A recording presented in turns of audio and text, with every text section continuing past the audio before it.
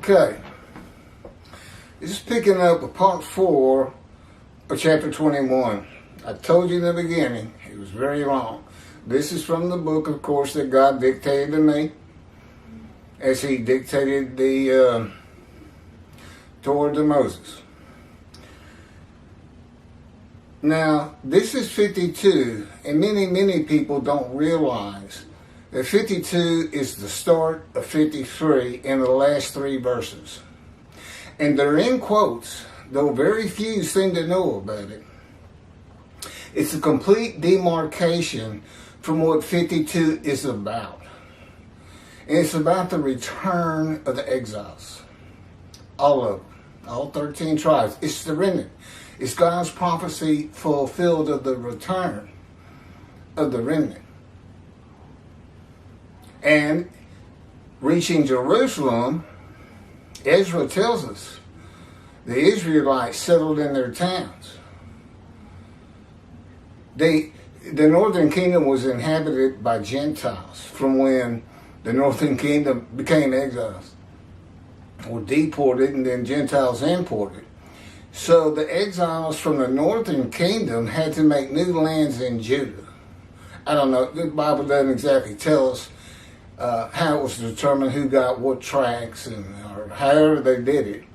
But the Israelites does not mean 2 of the tribes. If you say Israelites, you're talking about all 12 tribes and the Levites, the 13th tribe, that was not allotted a piece of land in the promised land. So I have commentary in the book on verses 1 through 12. And there's some very good information. And again, you can find this book at keithmccarty.wordpress.com. The first writing you come to, they're all from God, by the way, the entirety. Is something like Day of the Lord versus Messianic Era, or vice versa. And then the next one is the book itself, Isaiah 53 and the Day of the Lord. And the life of God's righteous servants in there too. So we're going to pick up on 52, 13, 14, and 15. Beginning part 4. That's going to take care of 52. And then we'll go ahead and launch into 53. It's long too. There's a lot of commentary. Because it's not only Rashi, it's me. You know, God's righteous servant Moshiach, prophet like Moses, Elijah, a man in divine beings is the important part of that, because each of those righteous servants that are now here and see a time is coming, they've arrived, all described in my description of 53. Beginning here at 52, 13, 14, and 15 in quotes. That's the demarcation. We're no longer talking about the return to exiles.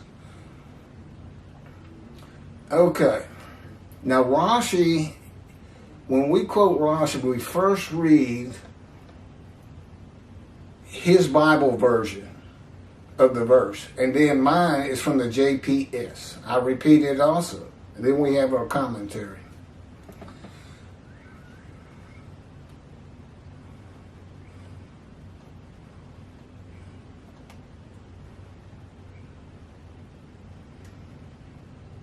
Rashi's always first, I'm second. Okay, here's Rashi's 13. Behold, my servant shall prosper. He shall be exalted and lifted up, and he shall be very high. Rashi.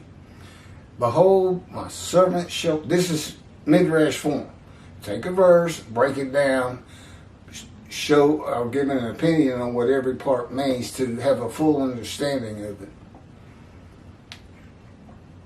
Behold, my servant shall prosper. Behold, this is Rashi. At the end of days, my servant Jacob, i.e., the righteous among them, shall prosper. He's talking about Israel, Jacob. His name was changed to Israel.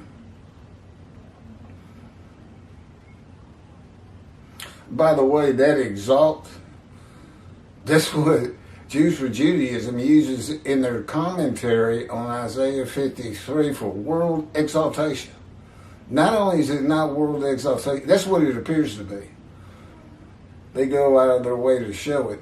Not only is it doesn't say world exaltation, actually what it is exaltation for the exiles rebuilding the temple. The exaltation came through the building of the second temple. It's got nothing to do with the world. But not only that, it's got nothing to do with the 13 tribes, the exiles returning.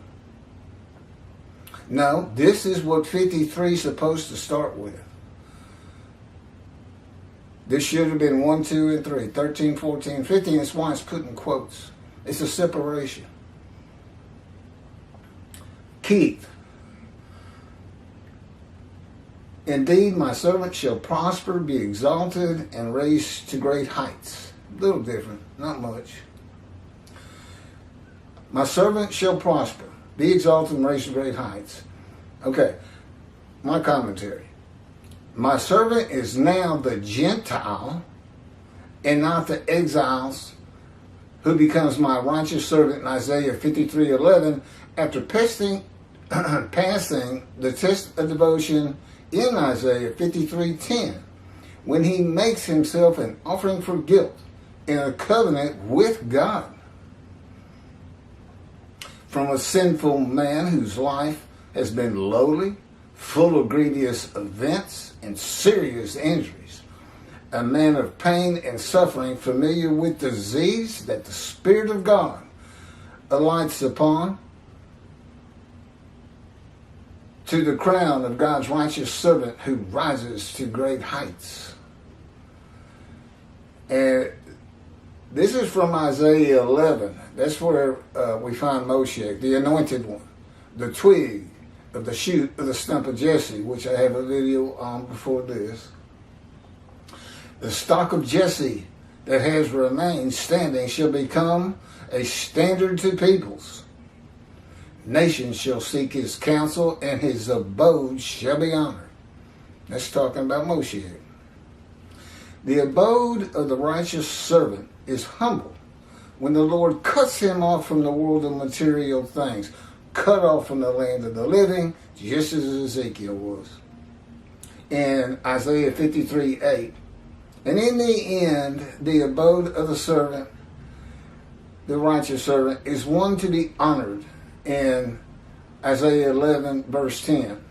From a poor man to a rich man, with the many as his portion, and the multitude as his spoil. That would be those who come to believe in me and become righteous, go back to synagogue, stop practicing Hebrew, becoming as learned as you can in all things Jewish. I mean, from cooking food, food itself, Yiddish, Talmud, Hebrew Bible, because that's going to be the information of your mind that God provides in heaven. It's a Jewish heaven for the Jewish people. And that will have people writing the Torah upon their own hearts. They're going to start studying again. They're going to get serious about being observant. You know, this is going to help the synagogues. The fact that God doesn't recognize their rabbis shouldn't bother your people one bit, because you have an option, rabbis. You don't want to be dismissed before the eyes of God, and you do want to enter the scroll of remembrance in this, the day of the Lord, and see the Jewish heaven. Now, the scroll of remembrance is for a special heaven, for the day of the people, the day of the Lord, who heed him, honor him, and listen to his prophet, which is rarely the case according to him. He told Ezekiel, they're not going to listen to you. They don't listen to me. But I'm going to make your forehead like adamant hard as, like adamant. And you shall not fear or be dismayed by my people. And that's the 5 refinement I've talked about. 14. Rashi. his Bible, whatever he's using, his Bible. As many wondered about you, quote, how marred the appearance is from that of a man, and the features from that of people, close quote. Rashi. And as many wondered, as many peoples wondered about them when they saw them in their humble state, and said to one another, how marred is his, brackets, Israel's, appearance from that of a man. See how their features are darker than those of other people. So, as we see with our eyes, so as we see with our eyes. I'm not quite sure what it means either. How marred is Israel's appearance? Well, all the Jews gathered together as one man. They're called Israel, the patriarch, which is Jacob. To the best of my knowledge, there's nothing wrong with Jacob. I mean, he wasn't afflicted by God, or all these other things the righteous servant goes through. So I don't know quite what he's saying. This is my 14. And this is from the JPS. Just as the many were appalled at him, so marred was his appearance, unlike that of man, his form beyond human semblance. Midrash. So marred was his appearance, unlike that of man. Okay, based on Isaiah 53:10 and its primary purpose, this is the beginning of identifying the righteous servant as a man with disfigurement, blemished with disease, by God. He is not a man without defect, such as lambs and rams for a sin offering and a guilt offering in the Torah. God made sure the way he orchestrated my life from birth, though he did not speak to me till I was 50, that I fit this, but you can't put Jesus in there. He's never crushed with disease. He's never afflicted by God. He wasn't born blind, lame, crippled, disfigured. We'll get to it. How could a man today fit the description of Isaiah 14 with his appearance marred, unlike that of man, brackets, normal men? And just so marred, he shall startle many nations. There is one way. First of all, there's a little hyperbole there. How bad it is. Well, because of what he does. There is one way and still be a lie to fulfill verse 52:15. By way of example, to describe such a man who comes when the land blooms again and Jerusalem has been rebuilt, which began about 70 years ago, 1948. If I were to be seen with all of my injuries from accidents and surgical operations at one time, before healing, together with my congenital disfigurement, my appearance and features would be marred from that of a man in people. This is my history. Again, God, these are all God's words. Write this down. And of course, I was familiar with the material. It took me a long time to do Isaiah 53 in the day of the Lord. I had to learn the New Testament and the Hebrew Bible. But I knew about my life, so it only took a couple of weeks to throw this together. It's an easy read. It's really just pointing out how I fit 53. That's what it's for. I was born prematurely in the 7th month, without the muscles of my right breast, nothing here, and with a disfigured right shoulder, much shorter, and arm which is thinner and weaker than my left arm, a withered arm.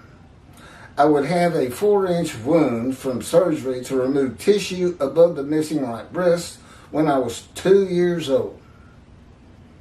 I was small, and my parents were told I would not live to see the next day.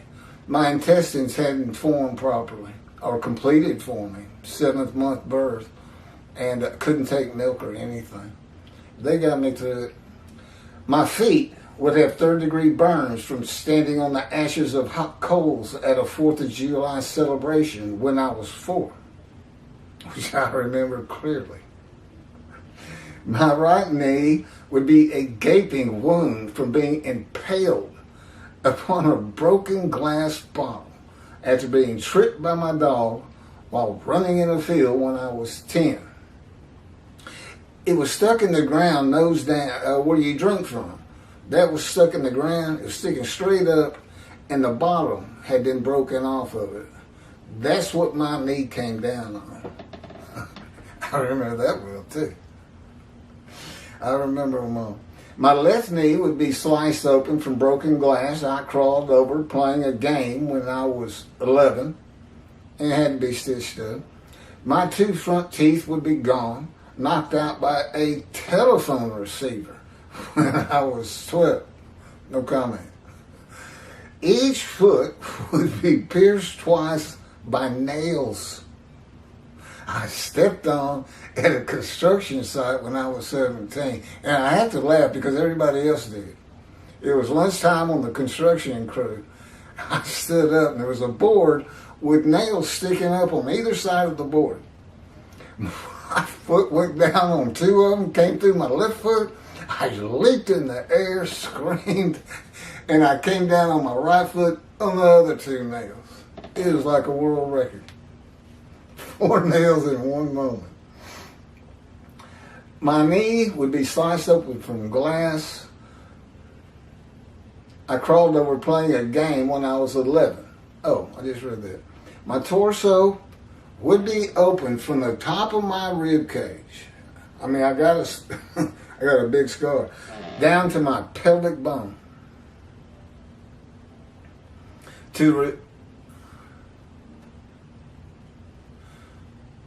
From surgery to repair a .22 caliber gunshot to my abdomen that came in on the front right side, went straight across my body, through my bladder, intestines, and colon, and lodged, it was at a kind of an angle, and lodged in my left buttock.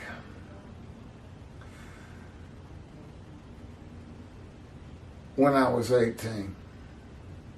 My upper jaw, the teeth, gums, and bone would be severed from my skull from orthopedic surgery with my face swollen to twice its normal size when I was 38. It's because of the headaches I was having. I thought it was jaw-related, temporal mandibular joint dysfunction. It turns out, and I've learned, he proved it to me. God started and kept those headaches going from the age of about 25 to 43. Every day. It was difficult to practice law. It's kind of the reason I became a book lawyer. I really wanted to be a trial lawyer, but I just couldn't take it. It was just too much. But I went to work every day. I had my own practice for a while. Oil and gas. My torso was opened again. Same cut, same scar. To remove an 8-inch malignant cancerous tumor that had burst through my colon. I survived the colon cancer with surgery and chemotherapy, but subsequent tests revealed that the cancer had spread to my lungs, and it was too advanced to treat. I asked, what does that mean? You're not going to treat it. They said, there's no reason to. You're dying. You're gonna, if you probably have about a month. You need to prepare to die. And I said, okay. Never saw a doctor again. And I did. I mean, for a couple of years, all I did was walk around the city. I was in a kind of a denial. I refused to believe I was really dying. I didn't care if I had lung cancer or not. I just didn't think about it. And yet my emotional state was not good. You know, I was all alone. You know, my kids had all grown up, moved on. The chemo was tough. I was all alone. I've never had a lot of friends, really. Just a real loner. I was told I would soon die, stage 4 diagnosis. I have not seen a doctor for lung cancer from the day forward. It was when the terrorists hit New York 22 years ago, and I was 44 years old. I'm 66 today. I would be very thin, about 145 pounds. That's small for me. I'm usually closer to 200. And I'm over that right now. That's going to change, I presume. Can't say for sure. Not having self-will, I can't decide to go on an exercise program. No, God has to decide it. I have no self-will. I know better than to ask for anything. That's just asking for a beating, as far as I'm concerned. Well, chastisement. What did you just ask for? What did you just say?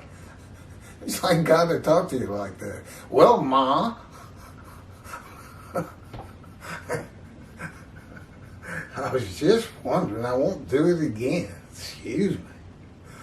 My ankles would be bruised and swollen from severe sprains while playing basketball and running at various ages. My chin would be lacerated from striking a wall at the end of a foot race when I was 21. And I would be covered with the childhood diseases of measles and mumps.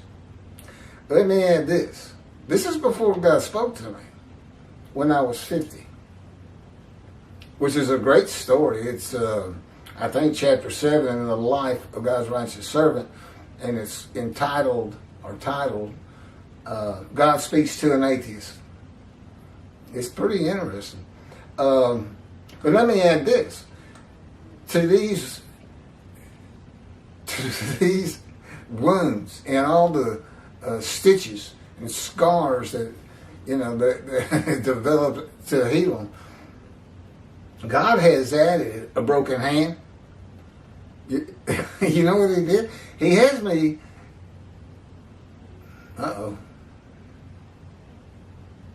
walking on stones in a ravine by a creek. And I mean, we're going fast. And I can't grab the little trees for balance or anything. And we did this for several days, this and that.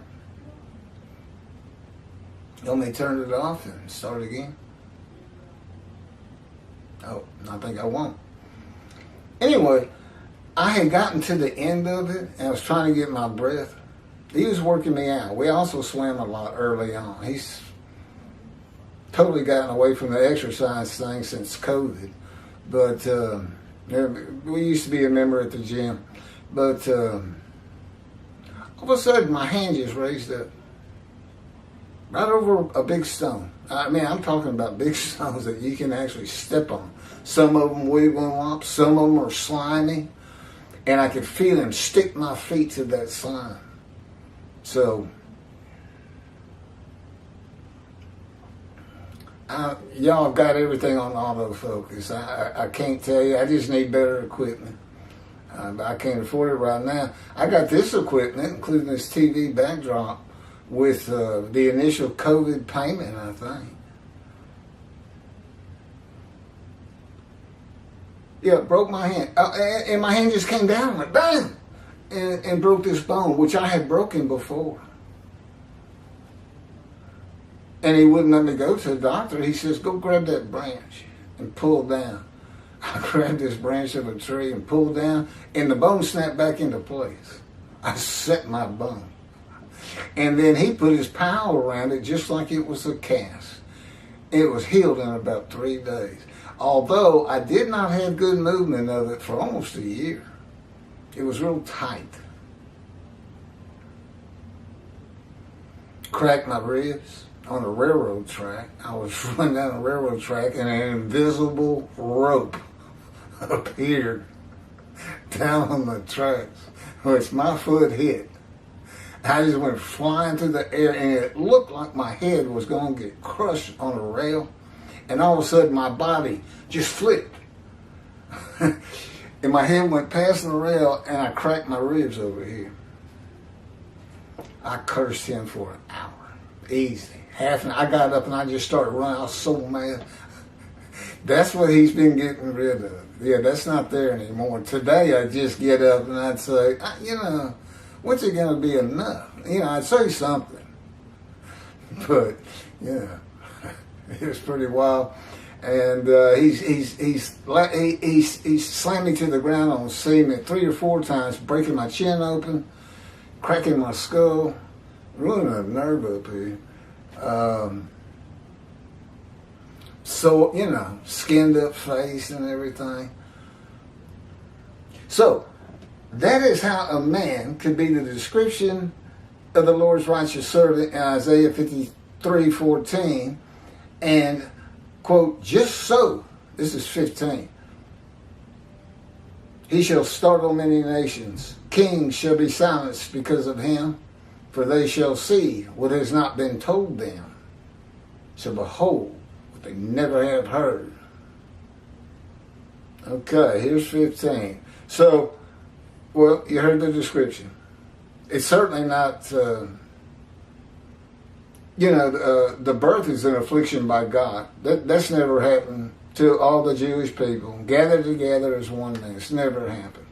They've never been crushed with disease as one man, Israel. They don't fit 53, Israel doesn't, any more than Jesus does. If they say Jesus just doesn't fit it, I say neither does Israel. Not even close. And let's see you go out and be his representation in this the day of the Lord. How are you going to manage that? You going to gather every Jew on the face of the earth to be Israel? I don't think so. And I'm here to teach you what God has had me write. You going to teach yourself? Well, if I hadn't written it, what are you going to do since he's not talking to you? Crushed with disease, exposed to death, and given long life. That's me, lung cancer. 22 years ago. Death sentence. And I've seen my children. I know, but it's almost a half an hour, and I'm sure we're going to flip it off and check everything again. This is the new memory card. I can only say it's my camera. But sometimes it comes in and it stays good for the entire half hour. I really don't have an answer. Here's 15 of 52. He shall cast down many nations. Kings shall this is Rashi. He shall cast down many nations. Kings shall shut their mouths because of him. For what had not been told them they saw. And at what they had not heard they gazed. Rashi. Midrash. What had not been told them concerning any man, they saw in him. They gazed. His answer to interpretation of they gazed is they gazed. So shall he cast down many nations. Okay, Midrash. So now, even for his hand, his hand will become powerful, and he will cast down the horns of the nations who scattered him. They shall shut their mouths at a great bewilderment and for honor. That's Rashi's commentary that it's Israel. This is from the JPS, my commentary. Hey, we're back in focus. Just as he shall startle many nations, kings shall be silenced because of him. Nations are considered any Gentile lands. Kings shall be silenced. Nations shall be startled, for they shall see what has not been told them.